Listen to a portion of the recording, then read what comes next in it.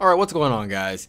So in this video today, I want to talk about Call of Duty World War II versus Battlefield 1. Now, right off the bat, I want to say that I apologize if you may hear my fan in the background. I'm just going to say it's hot, okay? It's really hot right now in Georgia, and I just cannot stand to not have this thing on me. So, yeah, there's that. If you hear that, I apologize, but it is what it is. So, let's roll with the punches, and let's get right into this. Now, Call of Duty World War II. Now, can it dethrone Battlefield 1? Can it take away that glory that Battlefield 1 has? Now, I know that to a lot of you, Call of Duty may infinitely be better than Battlefield. That's cool. I get it. A lot of you might even consider Call of Duty Infinite Warfare to be better than Battlefield 1. I totally get that. But, you know, for me personally, I'm just kind of talking about my own opinion. Can Call of Duty beat it? And honestly, I don't think so. You know, I really don't think so, and I'm going to tell you one of the main reasons why I don't think it can. Because, see, one of my biggest problems with Call of Duty is the time to kill. I've always believed that the time to kill in Call of Duty is absolutely way too fast. You die so quickly, it's unbelievable. But in Battlefield, it makes sense. If you die quickly, there's a reason why you died quickly, okay? Usually, even with the strongest weapons, it takes a couple of bullets to drop somebody. In Call of Duty, man, it's like guns are laser beams. They have literally no recoil, and they're insane. They really are insane, and from that aspect alone, I feel like it's gonna have a pretty rough time, and especially from that gameplay that I've seen. I've seen lots of gameplay that that was shown after E3, and it wasn't really a good selling point. I mean, I'm kind of interested in it, but I'm not really feeling it. Like I'm not looking at this saying, "Oh yeah, this is going to beat Battlefield." And keep in mind, you know, I started off playing Call of Duty. I used to hate Battlefield. I was a big Call of Duty guy for a long time.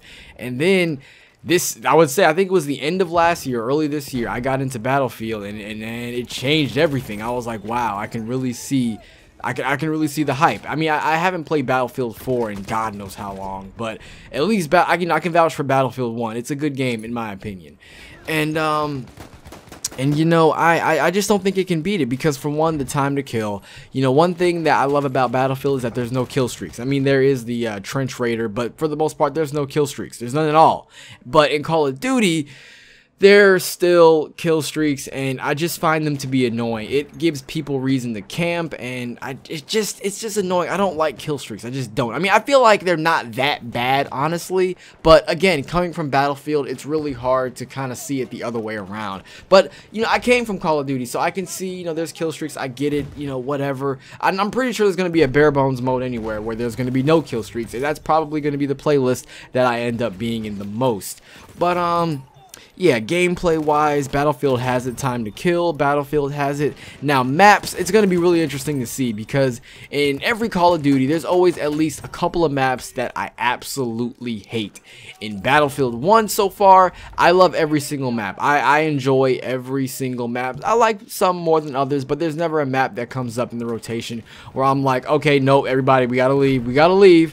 Because you know in Call of Duty, there's always that one map where the whole squad's like, back out before it starts. And I mean, you got your carrier, you have, oh, I'm not going to talk about every map, but pretty much what I'm saying is that Call of Duty, you know, it's famous for having maps that suck, and Battlefield 1 for me does not have a single map that I absolutely hate. Like I said, I like some more than others, but there aren't any maps that I hate, so it is what it is. And yeah, so maps, guns. Now, guns is something Battlefield 1 lacks. A lot of the guns really aren't good, and to use the shitty ones, you have to be pretty decent in the game to do well with them, because they're really bad compared to the assault class. Like, the assault class has all the good weapons, and every other tier like support and medic, they have good weapons in their classes, but they're not really, I guess, as good as some of the weapons in the assault class, which but you know, it makes sense actually now that I'm saying this out loud, because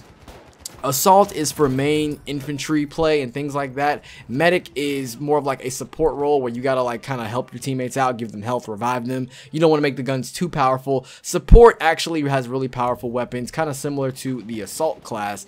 And then, you know, the snipers, I mean, obviously snipers, they do their job, they do their thing. But I mean, I guess, you know, they could make a couple of the guns better in each tier, because a lot of them just feel so insignificant. I always think to myself, well, I could use use the whatever, but I could just use, you know, the assault class because it's just infinitely better. The Automatico, you know, for example, is really good. The Hell Regal is a monster. So it's kind of like in a lot of situations, why would you use anything other than assault? And one thing that DICE needs to understand is that just because you know, 5 variants of one gun is still one gun. It's not multiple guns. You know, the one cool thing about Battlefield 4 was that they had so many different guns. Also with Call of Duty, they always had a lot of guns, but you know, Battlefield 1, for some reason, they only have a select few, like maybe 3 or 4 or 5 in each tier, and the way that they make things seem more, the way they make it seem more different is that they add each variant. Like, take for example, the Automatico Storm. I believe that is more, that's an Automatico that is a, by the way, I think that's a submachine gun, by the way. I should have mentioned that in the beginning, but that is a variant that is good between close and medium range for aiming down sights, things like that. Helps with the recoil. Then the Automatico Trench is pretty much a version of the gun that is better from hip firing. So it's all the same gun, just a different variant, and it does something slightly different from the previous versions. So that's that. I would like to see I would like to see a lot of guns that are actually usable. You know, that's one thing that Treyarch knows how to do really well with all of their games, is that they make a lot of the guns usable. Black Ops 1, Black Ops 2, and in some cases Black Ops 3. All the guns are usable and they're fun to use.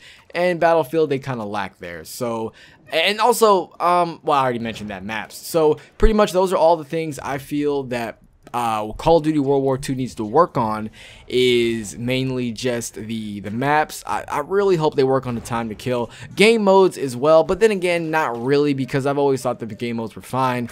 I play pretty much Domination, Frontlines, and Conquest. I don't really play Operations that much. So if we could get more game modes in Ground War, like let's say we get like a hard point in Ground War, or just a bunch of new, well, not a bunch, but just a couple of new game modes in the Ground War playlist, or, you know, mode or whatever, that'd be kind of cool. I'd like that, because I'm a big fan of larger scale battles than your regular 6v6 arena shooter like Overwatch, which, you know, there's nothing wrong with Overwatch, but all I'm saying is I want them to make Call of Duty just a little bit bigger, because you can see in a lot of cases they're borrowing from Battlefield. Take for example the bayonet charge. I feel like they completely borrowed from Battlefield. I know you could say, oh, this game's been in development for so long, they didn't copy Battlefield. No, they copied Battlefield, bro. There is a bayonet charge that is from Battlefield. So, and then I seen there was a okay, I'm not going to get into how it's copying it, but I'm just saying that I would really like for them to really work on that.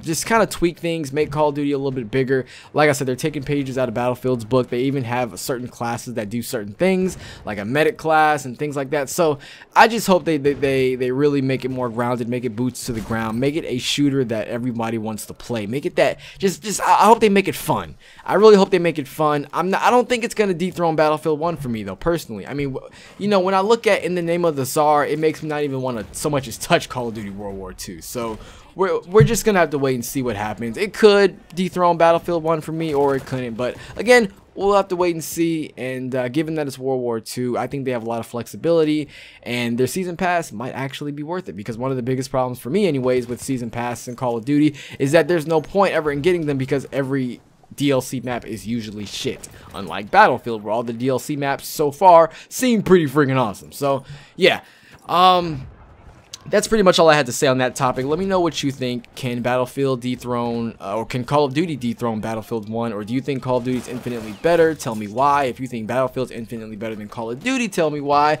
Let's talk about it in the comment section below, and I'll catch you guys in the next video. So again, thank you so much for watching this video. If you enjoyed it, please be sure to give it a thumbs up. Also, be sure to share it on your favorite social media platform, such as Facebook, Twitter, or Instagram, and I'll catch you guys in the next video. So thanks for watching. Hope you enjoyed it, and as always, have a great day.